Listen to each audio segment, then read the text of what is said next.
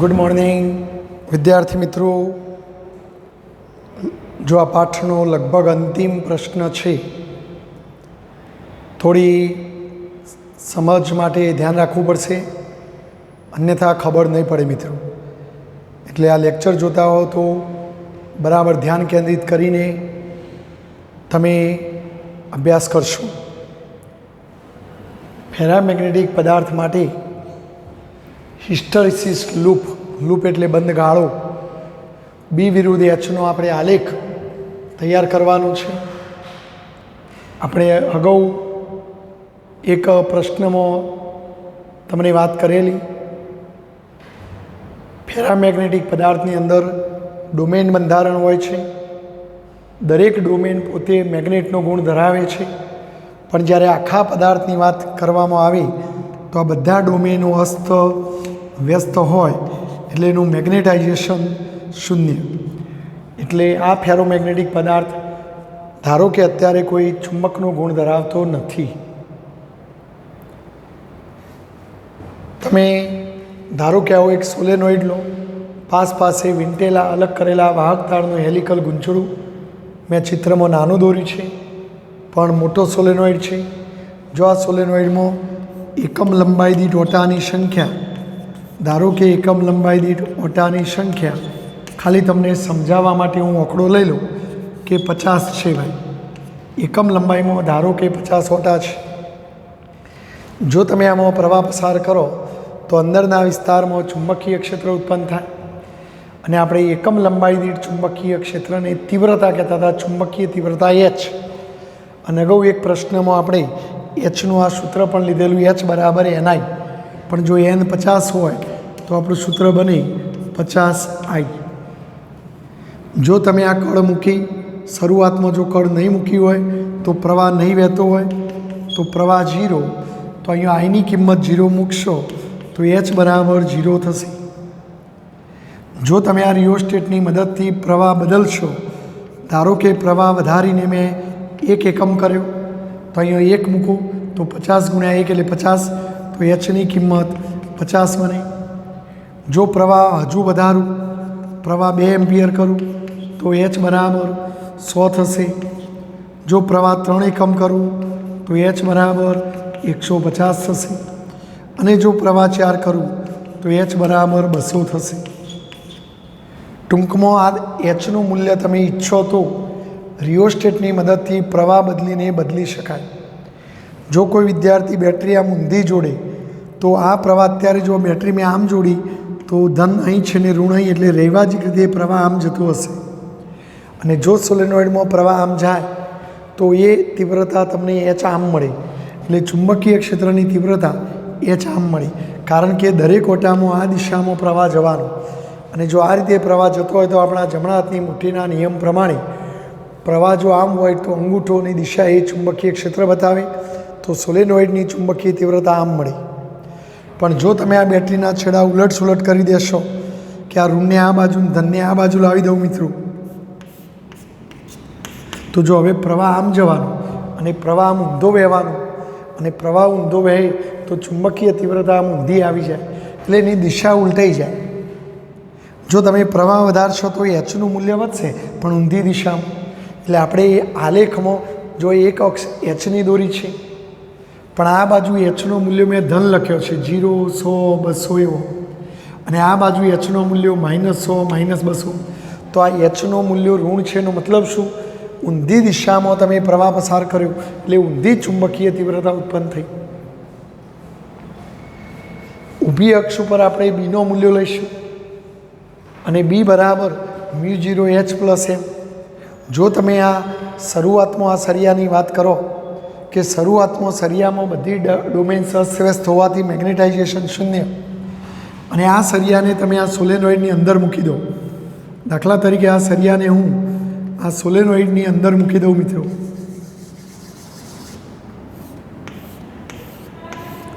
શરૂઆતમાં હું પ્રવાહ પસાર કરતો નથી, એટલે શરૂઆતમાં હું I0 રાખું તો બોલો I0 હોય તો H પણ 0. બધા ડોમેન અસ્તવ્યસ્ત હોય તો M પણ 0. તો જો H એ 0, Ma 0 માટે આપણો જવાબ શું આવશે? 0. એટલે શરૂઆતમાં પદાર્થ કોઈ ચુંબકત્વનો ગુણધર્મ પદાર્થની અંદર ચુંબકીય ક્ષેત્ર 0 છે. તો જો Hનું મૂલ્ય 0 ત્યારે Bનું મૂલ્ય પણ 0. એટલે આપણો આલેખ અહીંથી સ્ટાર્ટ થશે. તો આ ફેરામેગ્નેટિક પદાર્થ માટે હવે આપણે Hનું મૂલ્ય બદલીશું, એને અનુરૂપ B કેવું મળશે અને એના ઉપરથી B વિરુદ્ધ Hનો આલેખ દોરીશું. અને એ આલેખ આ ટાઈપનું મળે છે મિત્રો, જે રેખીય મળતો નથી, વક્ર મળે છે. અને આ આલેખનો આધાર તમે આ અંદર કયો પદાર્થ મૂક્યો, એ પદાર્થ કેવો છે, શરૂઆતમાં એની અંદર કેટલું ચુંબકત્વ હતું, કેવું હતું, એ બધા ઉપર આ આલેખનો આધાર રહેલો છે. ચલો આપણે હવે પ્રયોગ કરીએ મિત્રો. જો શરૂઆતમાં હું પ્રવાહ 0 રાખું તો મને H પણ 0 મળશે. એટલે અંદર કોઈ ચુંબકીય ક્ષેત્ર ઉત્પન્ન થતું નથી, એટલે H 0. ડાયપોલો બધી અસ્તવ્યસ્ત હોવાથી Ma 0, તો આ બંને 0, તો કુલ ચુંબકીય ક્ષેત્ર 0. તો આમ શરૂઆતમાં આપણને O બિંદુ મળશે. હવે ધીમે ધીમે હું Hનું મૂલ્ય વધારવા માગું છું. ધારો કે મેં પ્રવાહ વધારીને એક કર્યો, આ રિયોસ્ટેટની મદદથી આ કળ મૂકીને પ્રવાહ ચાલુ કર્યો, અને આ રિયોસ્ટેટની મદદથી મેં પ્રવાહ વધાર્યો. પ્રવાહ હું 1 એકમ કરીશ તો 50 ગુણ્યા 1 એટલે H 50 થશે. પરિણામે આ Hનું મૂલ્ય વધ્યું મિત્રો. જો Hનું મૂલ્ય વધશે, એ અંદર જે ચુંબકીય ક્ષેત્ર ઉત્પન્ન થયું એ ચુંબકીય તીવ્રતા તમને હવે મળી, અને એના કારણે આ અંદર રહેલી ડાયપોલો પર ટોર્ક લાગવાની શરૂઆત થશે. થોડી ઘણી ડાયપોલો આમ ગોઠવાશે, એટલે એમનું મૂલ્ય પણ થોડું ઘણું મળશે. શરૂઆતમાં આ બધી ડાયપોલો અસ્તવ્યસ્ત નહીં થાય, કારણ કે એક જ કુટુંબમાં રહેલી બધી ડાયપોલો એકબીજા સાથે ગાઢ રીતે જોડાયેલી હોય છે. એટલે શરૂઆતમાં એ વિકૃત થતી નથી, પરંતુ જેમ જેમ H વધશે એમ ધીમે ધીમે ડાયપોલો આમ ગોઠવાશે, એટલે એમ પણ વધશે. માટે હવે આ બંને પદ આવશે, એટલે આ જવાબ પણ કંઈક આવશે. એટલે આમ Hનું મૂલ્ય વધશે એમ એમ આ Bનું મૂલ્ય પણ વધવા મળશે. એક તબક્કો એવો આવશે કે Hનું મૂલ્ય વધારતો વધારતો આ બધી ડાયપોલો જ્યારે એક જ દિશામાં ગોઠવાઈ જાય, તો પછી બધી ડાયપોલો એક જ દિશામાં ગોઠવાઈ જાય તો મહત્તમ મેગ્નેટાઇઝેશન આવી જાય, જેને આપણે અગાઉ એક પ્રશ્નમાં સંતૃપ્ત મેગ્નેટાઇઝેશન, સેચ્યુરેશન મેગ્નેટાઇઝેશન કીધું હતું. તો આમ Hનું મૂલ્ય પ્રવાહ વધારવાથી H વધતો જાય, H વધારવાથી સોલેનોઇડમાં ઉદ્ભવેલું ચુંબકીય ક્ષેત્ર વધવાથી ટોર્ક વધારે લાગે, અને બધી ડાયપોલો આમ ગોઠવાઈ જાય. બધી ડાયપોલો એક જ દિશામાં ગોઠવાઈ જાય એટલે મેગ્નેટાઇઝેશનની તીવ્રતા પણ મહત્તમ મળી જાય. અને મહત્તમ મેગ્નેટાઇઝેશન, સંતૃપ્ત મેગ્નેટાઇઝેશન ધારણ કરી પછી આગળ તમે પ્રવાહ વધારો તો પણ તમે પદાર્થને એનાથી વધારે મેગ્નેટ બનાવી શકતા નથી. એટલે આગળ પછી પ્રવાહ વધારવાની જરૂર નથી. એટલે આપણા આલેખમાં તમે જુઓ કે Hનું મૂલ્ય વધારતો વધારતો કોઈ એક Hના મૂલ્ય માટે આ મેક્સિમમ જવાબ આવી ગયો, એટલે તમારું ચુંબકીય ક્ષેત્ર વધીને મહત્તમ થઈ ગયું. તો એને આપણે મહત્તમ મેગ્નેટાઇઝેશનની સ્થિતિ કહીશું, સંતૃપ્ત મેગ્નેટાઇઝેશનની સ્થિતિ કહીશું. પછી આગળ H વધારવાથી કોઈ રિઝલ્ટ આપણને મળવાનું નથી. એટલે હવે આપણે એટલા સુધી જઈશું. તો આમ આપણને OA વક્ર મળે છે. તો આમ દ્રવ્યમાં આ દ્રવ્યને સોલેનોઇડમાં મૂકી જો સોલેનોઇડમાં પ્રવાહ વધારવામાં આવે તો H વધશે, H વધશે તો ધીમે ધીમે M વધશે, અને આ બંને વધશે તો B પણ વધશે. અને આ રીતે Hનું મૂલ્ય વધારતો Bનું મૂલ્ય વધતું જાય છે, અને આપણને OA વક્ર પ્રાપ્ત થાય છે. અને એ આગળ આપણો પદાર્થ સંતૃપ્ત મેગ્નેટાઇઝેશનનો ગુણધર્મ ધારણ કરે છે મિત્રો. હવે આગળ પ્રવાહ વધારવાની જરૂર નથી. હવે આપણે ધીમે ધીમે પ્રવાહ ઘટાડીશું. ચલો હવે આપણે આમના આમ ગોઠવણી રાખી પ્રવાહ ઘટાડીએ. તો જો પ્રવાહ ઘટાડીએ એટલે H ઘટે, એટલે આ પદ હવે ઘટશે. જો શરૂઆતમાં તમે H વધાર્યું એટલે આ પણ મહત્તમ થયું, ડાયપોલો બધી આમ ગોઠવાઈ જઈ એટલે એમ પણ મહત્તમ થયું. તો આ જવાબ પણ તમને મેક્સિમમ મળ્યો, અને લગભગ 1.5 ટેસ્લા જેવો મળે છે. પણ હવે તમે જો ધીમે ધીમે એચ ઘટાડો, રિયોસ્ટેટની મદદથી પ્રવાહ ઘટાડો અને પ્રવાહ ઘટાડશો એટલે એચ ઘટશે, એટલે આ પદ ઘટશે. પણ જો પેલો પદાર્થ ફેરોમેગ્નેટિક પદાર્થ છે એટલે એ પોતાનું મેગ્નેટાઇઝેશન, જે મેગ્નેટ બન્યું છે એ જલ્દી મેગ્નેટનો ગુણ ગુમાવતું નથી, એટલે આ પદ જળવાઈ રહેશે. એટલે આ એમના એમ રહેશે પણ આ ઘટી જશે. એટલે સરવાળે જવાબ ધીમે ધીમે ઘટે. તો આમ એચ ઘટે. હવે રિવર્સ પાછા આવીએ તો આ પદ ઘટશે પણ આ નહીં ઘટે. એક તબક્કો એવો લાવો કે તમે પ્રવાહ જીરો કરી નાખો, અને પ્રવાહ જીરો કરી નાખશો તો એચ એ જીરો, એટલે આ પદ જીરો થઈ જશે. હા, કદાચ થોડી ઘણી ડાયપોલ અસ્તવ્યસ્ત થયું હોય તો આ પદ થોડું ઓછું થયું હોય, પણ સંપૂર્ણ જીરો નહીં થાય, કારણ કે હાર્ડ ફેરામેગ્નેટિક પદાર્થ હોય. ફેરામેગ્નેટિક પદાર્થ છે એટલે પ્રબળ ચુંબકત્વનો ગુણધર્મ ધરાવે છે, એટલે એનું ચુંબકત્વ કંઈ જીરો ઝડપથી નહીં થઈ જાય. એટલે એની અંદર મેગ્નેટાઇઝેશન કંઈક જળવાઈ રહેશે. ભલે આ પદ જીરો થયું પણ આ જળવાઈ રહ્યું, એટલે આ બેનો સરવાળો કરો એટલે આ પદ કંઈક આવે ને આને ગુણો તો આ જવાબ કંઈક આવે. પણ આ જવાબ ઓછો થયો છે. તો તમે જો કે એચ ઘટતું ઘટતું જીરો થયું તો તમારું આ બીનું મૂલ્ય ઘટતું ઘટતું ઘટતું આટલું થયું. જો જીરો નથી થયું, એચ ભલે જીરો થયું પણ બી જીરો નથી થયું. તો આમ એચ બરાબર જીરો થવા છતાં બી જીરો થતો નથી, એટલે B not is equal to zero. તો આમ એચ બરાબર જીરો વખતે આપણે બીનું મૂલ્ય કંઈક મળે છે, બીનું મૂલ્ય કંઈક મળે છે. અને આ વખતે આ બીનું જે મૂલ્ય મળ્યું એ બીને રિટેન્ટિવિટી કહેવામાં આવશે, કહે છે. મિત્રો, તો એક શબ્દ યાદ રાખજો, એચનું મૂલ્ય ઘટાડીશું તો પણ બી સંપૂર્ણ જીરો નહીં થાય, કારણ કે પદાર્થમાં પેલી જે ડાયપોલો આમ ગોઠવાઈ એના કારણે જે એમ મળતું હતું એ રહેશે અંદર, અને એના કારણે આ બીનો જવાબ કંઈક રહેશે, પણ આ મહત્તમ જેટલો નહીં રહે, થોડો ઓછો થઈ જશે. તો આમ એચ બરાબર જીરો થયું છતાં બી જીરો નથી થયું. તો આમ એચ બરાબર જીરો વખતે બીનું મૂલ્ય કંઈક મળે છે, એટલે પદાર્થમાં કંઈક ચુંબકત્વ રહી જાય છે. અને એચ બરાબર જીરો ત્યારે મળતા બીના મૂલ્યને રિટેન્ટિવિટી કહે છે. શું કહે છે? રિટેન્ટિવિટી. ઇંગ્લિશમાં એને રિમેન્સ કહે છે. ઇંગ્લિશમાં શું કહે છે?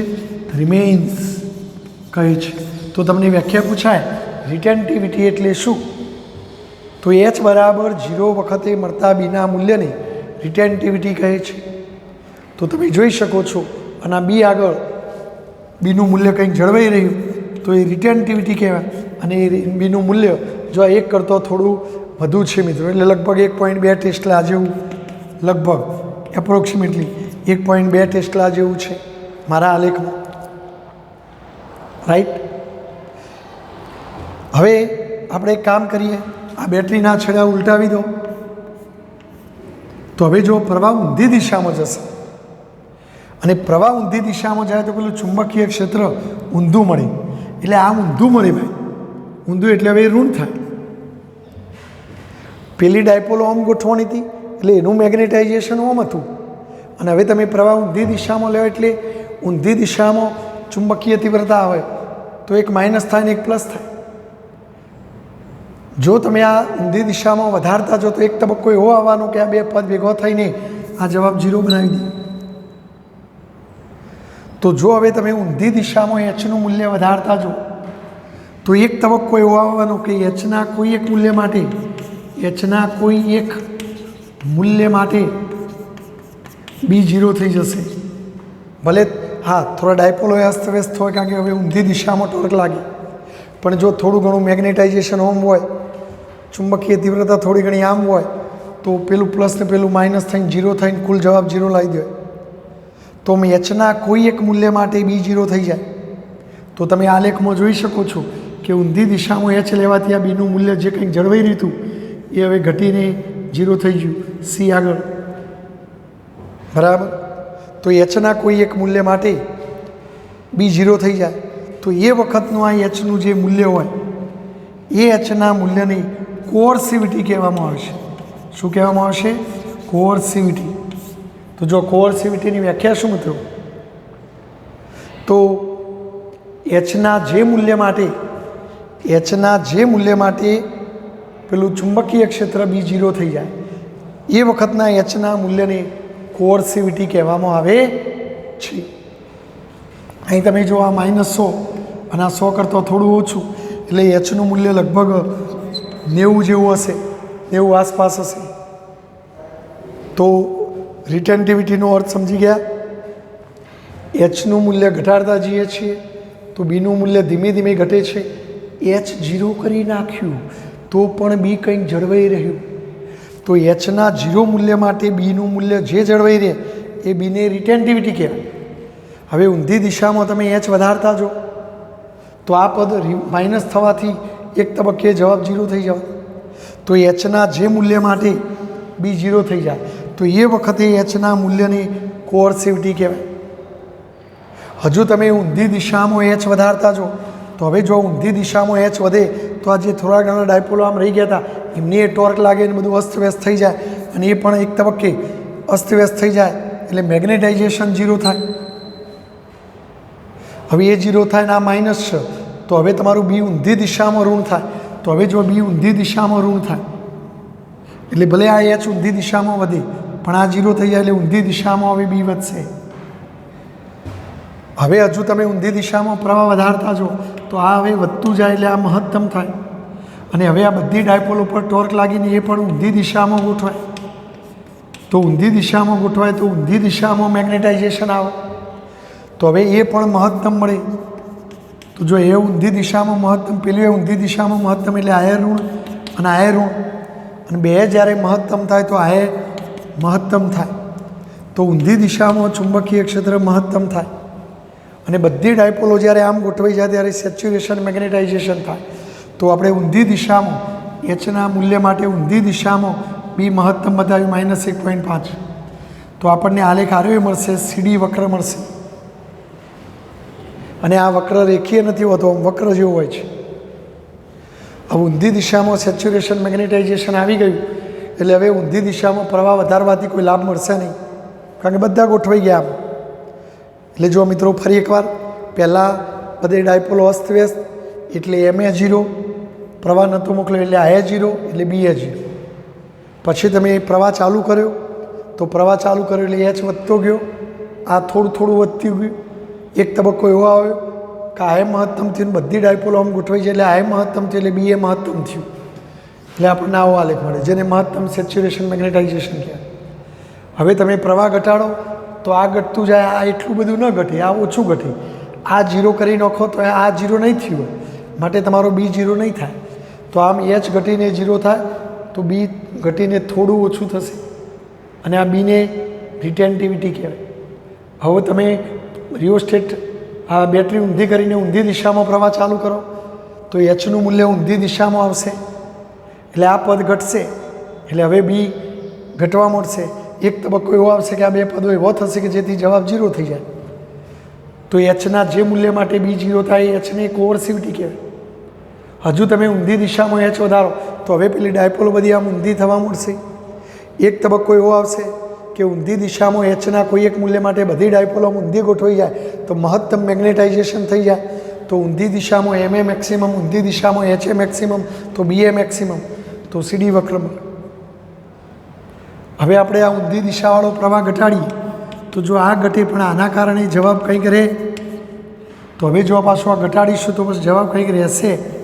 જો એકદમ 0 ના થયું, એચ ભલે 0 થયો પણ બી કંઈક જળવાઈ રહે અને એચ બરાબર 0 વખતે બીનું મૂલ્ય જે જળવાઈ રહે એ બીના મૂલ્યને આપણે શું કીધું હતું? રિટેન્ટિવિટી કીધી હતી. હવે તમે પાછી બેટરી ઊંધી કરી દો, ફરી પાછું આ દિશામાં પ્રવાહ ચાલુ કરો એટલે આ પદ ધન બનવા મળે. હવે એ વધે તો એક તબક્કો એવો આવે કે એ 0 થઈ જાય. જો આ 0 થઈ ગયું.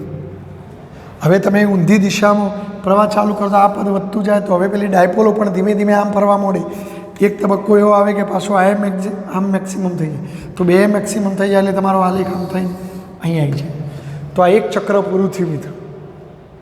તો આમ આ એક સાયકલ પૂરી થઈ, એક પૂર્ણ પરિભ્રમણ થઈ ગયું. તો આમ ઉલટી દિશામાં જો એચ વધશે તો ફરી પાછું બી વધીને સંતૃપ્ત સ્થિતિમાં આવી જશે અને એ પાછું એ સ્થિતિ આપણને પ્રાપ્ત થશે. તો આમ તમને પ્રવાહ ઘટાડતો ડીઈ વક્ર મળે, પછી ઊંધી દિશામાં પ્રવાહ વધારશો તો પાછું એ વક્ર પ્રાપ્ત થશે. અહીં મિત્રો ફરી પાછું તમે બીજું સાયકલ ચાલુ કરો, ફરી એ જ પોઝિશનથી તમે નવેસરથી કામ શરૂ કરો તો પાછો આવો ને આવો આલેખ નથી મળતું. જે એ બી માર્ગે ઘટ્યું તો એવું ને એવું કદાચ નથી કરતું, કોઈ બીજા રસ્તે પણ ઘટે. તો આમ એચમાં ઘટાડો કરતો પાછો ઓએ માર્ગનું પુનરાવર્તન થતું નથી મિત્રો. એચના કોઈ એક મૂલ્ય માટે બીનું મૂલ્ય 0 થાય તો પેલી વખત એચના મૂલ્ય માટે જે બી 0 થયું એવું જ ફરી રિટર્નમાં થાય ખરું અને ન પણ થાય ખરું.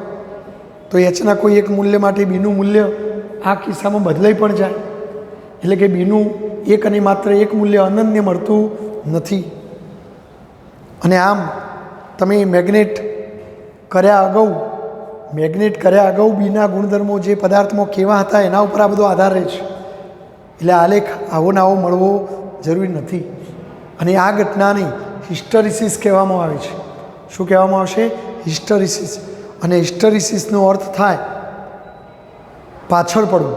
પહેલાં જે રસ્તે ગયા એ જ રસ્તે આવવાના બદલે કોઈ બીજા રસ્તે આવ્યા એટલે થોડા પાછળ પડી ગયા, તો આને હિસ્ટરીસિસ વક્ર કહેવાય. તો મિત્રો ફેરામેગ્નેટિક પદાર્થ માટે બી વિરુદ્ધ એચના આલેખને હિસ્ટરીસિસ વક્ર તરીકે ઓળખવામાં આવે છે. આની અંદર આ બે વ્યાખ્યાઓ તમારે ખાસ યાદ રાખવાની. કંઈ એચ ઘટાડીને 0 કર્યું તો પણ બીનું મૂલ્ય કંઈક જળવાઈ રહ્યું, અને એ બીને રિટેન્ટિવિટી અથવા રિમેન્સ કહેવાય. જ્યારે ઊંધી દિશામાં એચનું મૂલ્ય તમે કંઈક કરો તો બી ઘટીને 0 થઈ જાય. તો એચના જે મૂલ્ય માટે બી 0 થાય એ વખતના એચના મૂલ્યને કોઅર્સિવિટી કહેવાય. અને કોઅર્સિવિટી વખતે અંદરના વિસ્તારમાં ચુંબકત્વ 0 થઈ જાય, ડિમેગ્નેટાઇઝ થઈ ગયું કહેવાય. પદાર્થ શું થઈ ગયો કહેવાય? ડિમેગ્નેટાઇઝ. તો પદાર્થને ડિમેગ્નેટાઇઝ કરવા માટે ઘણીવાર તમને કોઈ દાખલો કે OMR પૂછાય કે સોલેનોઇડની અંદર પદાર્થને મૂકીને એ પદાર્થને ડિમેગ્નેટાઇઝ કરવા કેટલો પ્રવાહ પસાર કરવો પડશે? તો ડિમેગ્નેટાઇઝ કરવું એટલે એચ બી 0 કરવું, પણ બી 0 કરવા એચનું મૂલ્ય શોધવું. તો એચ બરાબર એના આ સૂત્ર વાપરવાનું, અને એ વખત તમારે આઈ શોધવો પડે. તો એવા એક્ઝામ્પલ છે, હું તમને એક વખત સમજાવીશ. તો આ વાત તમે સમજી જજો. આ એક આલેખ છે. જો એચ ઘટાડીને 0 કરો તો પણ બી જળવાઈ રહે, અને જે પદાર્થમાં ચુંબકત્વનો ગુણ વધુ જળવાઈ રહે એને હાર્ડ ફેરામેગ્નેટિક પદાર્થ કહેવાય. અને જે પદાર્થમાં પ્રવાહ બંધ કરીને બાહ્ય ચુંબકીય ક્ષેત્ર નાબૂદ કરી દો તો ચુંબકત્વ ઝડપથી છોડી દે તો એ સોફ્ટ ફેરામેગ્નેટિક પદાર્થ કહેવાય. એટલે આપણે જે પદાર્થો માટે એચ 0 કરો તો એ બી વધુ મળે એ હાર્ડ, અને જે પદાર્થો માટે એચ 0 કરો ને બી એકદમ ઓછું થઈ જાય. એટલે જો જે પદાર્થો માટે આવો આલેખ મળે મિત્રો કે ભાઈ એચ ઘટાડી દે તો બી એકદમ ઓછું થઈ ગયું જેથી ઝડપથી નાબૂદ થઈ જાય, એટલે જેમના માટે આવો આલેખ મળે હિસ્ટરીસિસ સાયકલ સોકડી, જો એ સોકડી શનાઈ પોળીશ. હાર્ડ ફેરામેગ્નેટિક પદાર્થો માટે આ સાયકલ પોળી આવશે, અને સોફ્ટ ફેરામેગ્નેટિક પદાર્થો માટે હિસ્ટરીસિસ સાયકલ સોકડી આવે છે. હાર્ડ ફેરામેગ્નેટિક પદાર્થો માટે આ મૂલ્ય બીનું મૂલ્ય મહત્તમ એટલે રિટેન્ટિવિટી વધુ હોય છે. એટલે હાર્ડ ફેરામેગ્નેટિક પદાર્થો માટે રિટેન્ટિવિટી વધુ અને સોફ્ટ ફેરામેગ્નેટિક પદાર્થો માટે રિટેન્ટિવિટી ઓછી હોય છે. તો આ વસ્તુ તમે યાદ રાખજો. નરમ લોખંડની રિટેન્ટિવિટી ઓછી હોય એટલે ચુંબક બને, તમે જેવો પ્રવાહ બંધ કરો એટલે ચુંબક જતું રહે, કારણ કે ઝડપથી ઓછું થઈ જાય જ્યારે પહેલાંમાં જળવાઈ. તો આ હિસ્ટરીસિસ વક્રમાં તમને ખ્યાલ આવવો જોઈએ મિત્રો.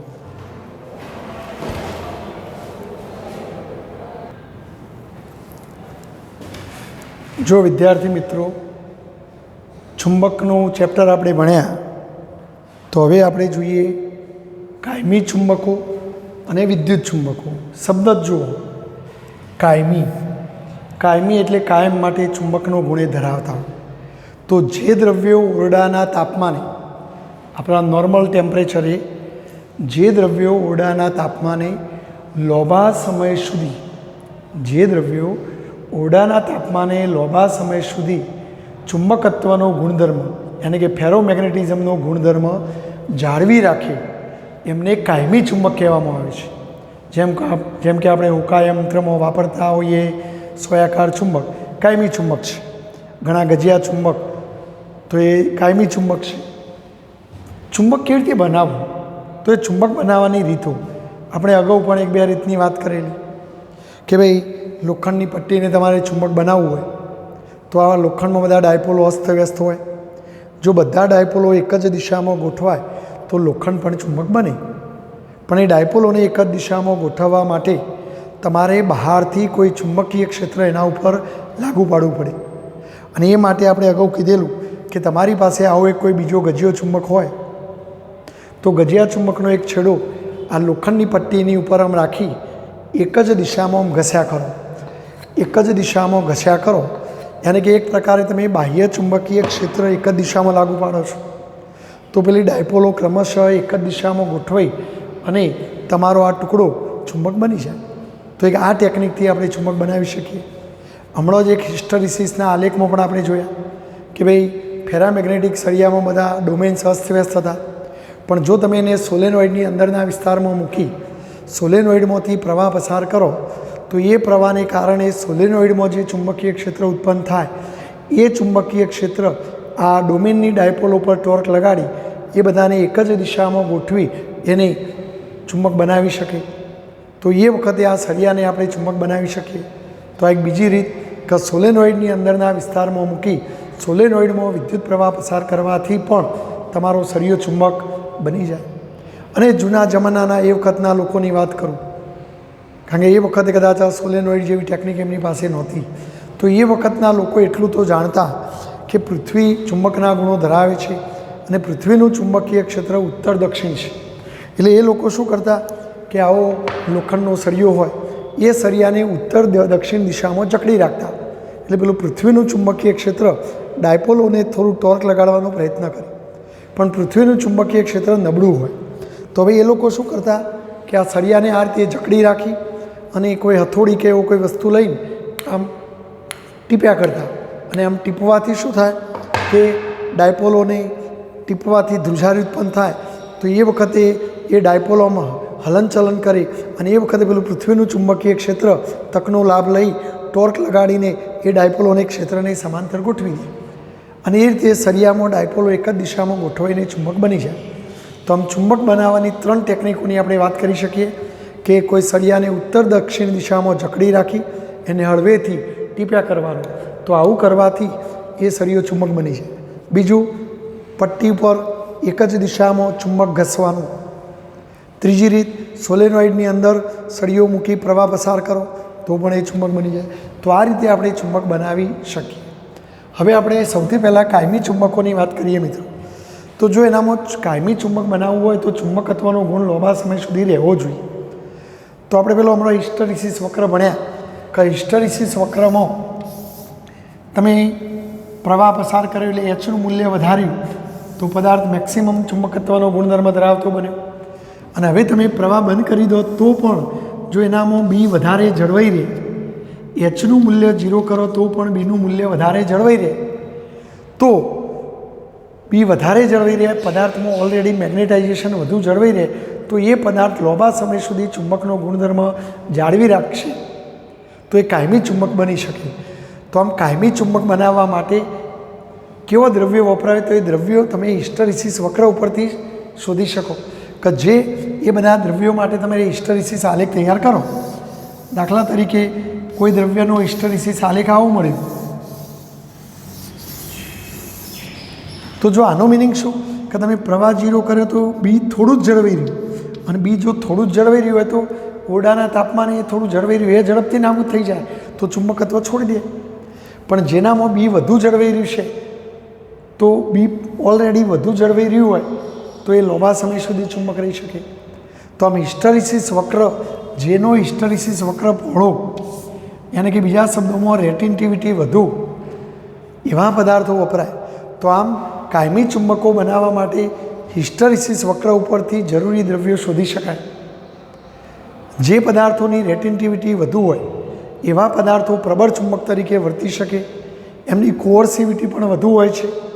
એટલે તમે બહારથી ચુંબકીય ક્ષેત્ર લગાડો તો એ અહીંયા ઝડપથી એ ઝીરો નહીં થાય. જો અહીંયા ઝડપથી ઝીરો થઈ ગયું, બહારથી ઊંધી દિશામાં પ્રવાહ પસાર કર્યો એટલે, પણ અહીંયા જો કોઅર્સિવિટી વધુ છે એટલે વધારે પ્રવાહ પસાર કરો તો જ ઝીરો થાય. એટલે સામાન્ય રીતે કાયમી ચુંબકો બનાવવા માટે કોઅર્સિવિટી વધુ હોવી જોઈએ કે જેથી બાહ્ય ચુંબકીય ક્ષેત્રના ફેરફારોની એના ઉપર બહુ ઓછી અસર થાય, તાપમાનના ફેરફારોની પણ બહુ ઓછી અસર થાય અને એનું મેગ્નેટ નષ્ટ ન પામે. તો કાયમી ચુંબકો બનાવવા માટે રેટિનિટિવિટી વધુ હોવી જોઈએ, કોઅર્સિવિટી વધુ હોવી જોઈએ, તાપમાનની એમના ઉપર અસરો ઓછી થવી જોઈએ. અને કાયમી ચુંબકો બનાવવા માટે વપરાતા દ્રવ્યોમાં સ્ટીલ એક ઉત્તમ દ્રવ્ય છે. કયું દ્રવ્ય? સ્ટીલ. સ્ટીલ એ ઉત્તમ દ્રવ્ય છે કારણ કે નરમ લોખંડની સરખામણીમાં ભલે એની રેટિનિટિવિટી થોડી ઓછી હોય પરંતુ એમાં ઊંધી દિશામાં પ્રવાહ પસાર કરીને પણ એનું ચુંબકત્વ ઝડપથી ઝીરો નથી કરી શકાતું કારણ કે એની કોઅર્સિવિટી વધુ હોય છે. એટલે આમ સ્ટીલની કોઅર્સિવિટીનું મૂલ્ય ખૂબ મોટું હોય છે એટલે ઝડપથી ચુંબકત્વ ગુમાવતું નથી. બીજા દ્રવ્યોમાં આપણે વાત કરીએ તો એલ્નિકો. તો એલ્નિકો પણ એક સારું એવું દ્રવ્ય છે. એલ્યુમિનિયમ, નિકલ, કોપર, કોબાલ્ટની મિશ્ર ધાતુ. તદુપરાંત કોબાલ્ટ સ્ટીલ અને ટિકોનાલ દ્રવ્ય, આ બધો કાયમી ચુંબકો બનાવવા માટે વપરાય છે. હવે આપણે પેલી વાત કરીએ વિદ્યુત ચુંબકોની. વિદ્યુત ચુંબકો એટલે વિદ્યુત મોકલો એટલે ચુંબક બને, વિદ્યુત બંધ કરો એટલે ચુંબક જતું રહે. તો જે પેરામેગ્નેટિક પદાર્થોમાંથી વિદ્યુત પ્રવાહ પસાર કરતો એ ચુંબકનો ગુણધર્મ ધારણ કરે તો એવા પદાર્થોને વિદ્યુત ચુંબકો કહેવાય, ઇલેક્ટ્રોમેગ્નેટ કહેવાય. પણ જેવો પ્રવાહ બંધ કરી દો તો તરત એ ચુંબકનો ગુણે છોડી દે, ઝડપથી ગુમાવી બેસે તો એ લાંબો સમય ચુંબકનો ગુણધર્મ જાળવી રાખતા નથી. એટલે કાયમી ન કહેવાતો વિદ્યુત ચુંબકો જ કહેવાય. વિદ્યુત ચુંબકો સોલેનોઇડ સામાન્ય રીતે વિદ્યુત ચુંબકોની અંદરનો ગર્ભ ભાગ આવા પેરામેગ્નેટિક દ્રવ્યોનો બનેલો હોય કે પ્રવાહ પસાર કરો એટલે ચુંબક બને, પ્રવાહ બંધ કરો એટલે ચુંબક જતું રહે. એમની પરમિએબિલિટી વધુ હોય. પરમિએબિલિટી એટલે પારગમ્યતા. તમે સોલેનોઇડની અંદર આવું દ્રવ્ય મૂકશો કે જેથી તમે પ્રવાહ પસાર કરો તો સોલેનોઇડમાં જે ચુંબકીય ક્ષેત્ર ઉત્પન્ન થાય સહેલાઈથી એની અંદરથી પસાર થાય. તો આ અંદર મૂકેલો સળિયો જેની ચુંબકીય પરમિએબિલિટી એની પારગમ્યતા વધુ હોય છે પણ એની રેટિનિટિવિટી ઓછી હોય છે. રેટિનિટિવિટી ઓછી હોય એટલે તમે જેવો પ્રવાહ ઘટાડીને ઝીરો કરો તો ચુંબકીય ક્ષેત્ર ઓછું થઈ જાય અને પછી તો તરત જતું રહે. એટલે આવા પદાર્થોની પરમિએબિલિટી વધુ હોય છે પણ રેટિનિટિવિટી ઓછી હોય છે. આવા ચુંબકો બનાવવા માટે નરમ લોખંડ ઉત્તમ છે. સોલેનોઇડની અંદર નરમ લોખંડનો સળિયો મૂકી તમે પ્રવાહ પસાર કરો. એકલા સોલેનોઇડમાં પ્રવાહ પસાર કરો તો જે ચુંબકીય ક્ષેત્ર ઉત્પન્ન થાય એના કરતાં નરમ લોખંડનો સળિયો મૂકીને જો પ્રવાહ પસાર કરો તો સોલેનોઇડનું એ ચુંબકીય ક્ષેત્ર આવે અને સળિયાની એ ડાયપોલ ઓમ ગોઠવાઈને એ ચુંબકીય ક્ષેત્ર આવે. એટલે અંદરના વિસ્તારમાં ચુંબકીય ક્ષેત્ર ખૂબ વધી જાય, લગભગ 1000 ગણું વધી જાય. તો આમ સોલેનોઇડની અંદર સળિયો મૂકીને નરમ લોખંડનો સળિયો મૂકીને પ્રવાહ પસાર કરતો અંદરના વિસ્તારમાં ચુંબકીય ક્ષેત્ર અહીંયા જે મળતું હતું એના કરતાં 1000 ગણું વધી જતું હોય છે. મિત્રો જો પ્રવાહ બંધ કરો તો બધું ચુંબકત્વ પણ ઝીરો થઈ જાય. સામાન્ય રીતે આપણા ઇલેક્ટ્રિક ઉદ્યોગોની અંદર વપરાતા ટ્રાન્સફોર્મરોની કોઇલો બનાવવામાં આવા નરમ લોખંડ વપરાય. ટેલિફોનના ડાયોફ્રામમાં પણ આવા નરમ લોખંડનો ગૂંચળો વપરાય છે. સામાન્ય રીતે ટ્રાન્સફોર્મર, ટેલિફોનના ડાયોફ્રામ આ બધામાં એસી વિદ્યુત પ્રવાહો વહેતા હોય છે અને એસી એટલે ઉલટસુલટ અને ઉલટસુલટમાં ઘડીકમાં આમ પ્રવાહ વહેતો હોય તો ઝડપથી ચુંબકત્વ ઉત્પન્ન થાય, નાબૂદ થાય, ઉત્પન્ન થાય, નાબૂદ થાય, આવું થયા કરે. બરાબર. અને સામાન્ય રીતે હિસ્ટરેસિસ સાયકલ એની સોકડી હોય અને જો જે પદાર્થોની હિસ્ટરેસિસ સાયકલ સોકડી એવા દ્રવ્યમાં વિદ્યુત ઉર્જાનો લોસ ઓછો થાય. તો ટ્રાન્સફોર્મરોમાં, ટેલિફોનના ડાયોફ્રામમાં આવા નરમ લોખંડના ગૂંચળો કોઇલ તરીકે વાપરવામાં આવે છે. મિત્રો કે જેમાં ઉર્જાનો વ્યય ઓછો થાય, ગરમ પણ ઓછો થાય. બીજું એક કે એસી પ્રવાહો એડી પ્રવાહો ઉત્પન્ન કરે મિત્રો, જે તમે ભવિષ્યમાં 6થા ચેપ્ટરમાં ભણશો કે ઈડી પ્રવાહો એટલે પદાર્થની અંદર પ્રેરિત થતા એક પ્રકારના પ્રવાહો છે. જો એ પ્રવાહો વધુ ઉત્પન્ન થાય તો ઉષ્મા ઉર્જા વધી જાય, પણ જો એ પ્રવાહો ઓછા ઉત્પન્ન કરવા હોય તો એ દ્રવ્યની અવરોધકતા વધુ હોવી જોઈએ. તો આપણે અહીંયા સામાન્ય રીતે આવા પદાર્થોની અંદર વપરાતા દ્રવ્યોની અવરોધકતા વધુ રાખવામાં આવે છે કે જેથી અવરોધકતા વધુ હોય તો ઈડી પ્રવાહો ઓછા ઉત્પન્ન થાય, અને ઈડી પ્રવાહો ઓછા ઉત્પન્ન થાય તો ઉર્જાનો વ્યય પણ ઓછો થાય. તો ઇલેક્ટ્રોમેગ્નેટ કયો કે વપરાય તો ઇલેક્ટ્રિક બેલમાં, ટેલિફોનના ડાયોફ્રામમાં, ટ્રાન્સફોર્મરોમાં વગેરે વગેરે જગ્યાએ આવા વિદ્યુત ચુંબકોનો ઉપયોગ થાય છે. મેં હમણાં જ કીધું હતું કે મેગ્નેટિક ક્રેન ઉદ્યોગોમાં ક્રેન બનાવવામાં આવે, એ પણ ભારેખમ પદાર્થોને ઊંચકીને એક જગ્યાએથી બીજી જગ્યાએ મૂકવા માટે પણ આવા નરમ લોખંડમાંથી આવી ક્રેનો બનાવવામાં આવે છે. પ્રવાહ પસાર કરો એટલે ચુંબક ઉત્પન્ન થાય, ચુંબક લોખંડને ચોટે અને એ વસ્તુ ઊંચકીને બીજી જગ્યાએ લઈ જવાની. પ્રવાહ બંધ કરી દો એટલે ચુંબકત્વ જતું રહે એટલે લોખંડ છૂટું પડી જાય, અને આ રીતે તમે ભારેખમ લોખંડને એક જગ્યાએથી બીજી જગ્યાએ આવી ક્રેનો દ્વારા મોકલી શકો. તો મિત્રો, આ રીતે આપણા ચુંબકત્વ અને દ્રવ્ય ચેપ્ટરમાં આ બધી મેં વાતો તમને કરી. લગભગ સારી રીતે આ પાઠ ભણાવવાનો મેં પ્રયત્ન કર્યો છે. વારંવાર પુનરાવર્તન કરશો તો બધું જ તમને આવડી જશે. બરાબર? તો અહીંયા આપણો પાઠ પૂરો થાય છે થિયરીની દૃષ્ટિએ. હવે 1-2 દાખલા બાકી છે, તો એ દાખલા આપણે પૂરા કરીશું એટલે આપણો પાઠ પૂરો થઈ જશે મિત્રો.